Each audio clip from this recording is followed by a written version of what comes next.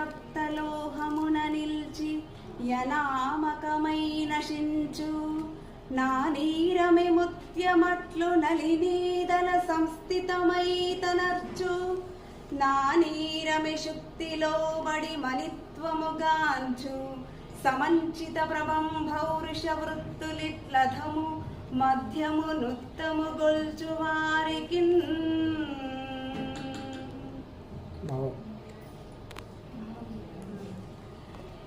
నీరము. నీరము అంటే నీరు.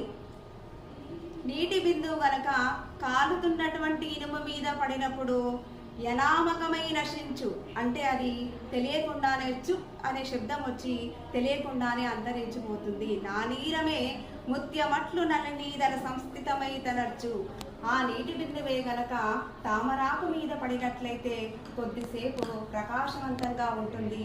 నా నీరమి శక్తిలో మణిమణిత్వముగాంచు. అదే నీటి బిందువు గనక ముత్యము చిప్పలో పడితే శాశ్వతంగా ముత్యంలాగా తయారై ఎల్లప్పటికీ కూడా మిక్కిలి ప్రకాశవంతంగా ప్రకాశించి ఎల్లప్పుడూ మిక్కిలి ప్రకాశవంతంగా నిలిచిపోతుంది.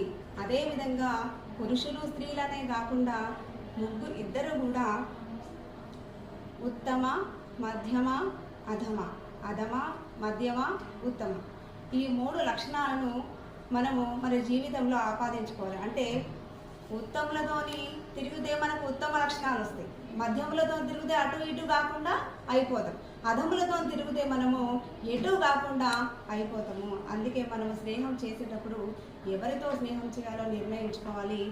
కాలేజీకి వెళ్తాం, మనం లేజీగా అమ్మ చెప్తుంది లేజీ అని చెప్తుంది, కానీ మనము లేజీ కాకుండా షార్ప్గా కావడానికి కాలేజీకి వెళ్ళినప్పుడు కూడా మీరు ఎవరితో స్నేహం చేయాలి, ఎవరు మనకి ఏం చెప్తున్నారు, ఎలాంటి విలువలను మనం బోధిస్తున్నారు మనం అర్థం చేసుకొని కనుక మనం ఎదిగినట్లయితే ఉన్నత స్థానానికి చేరుకోవచ్చు.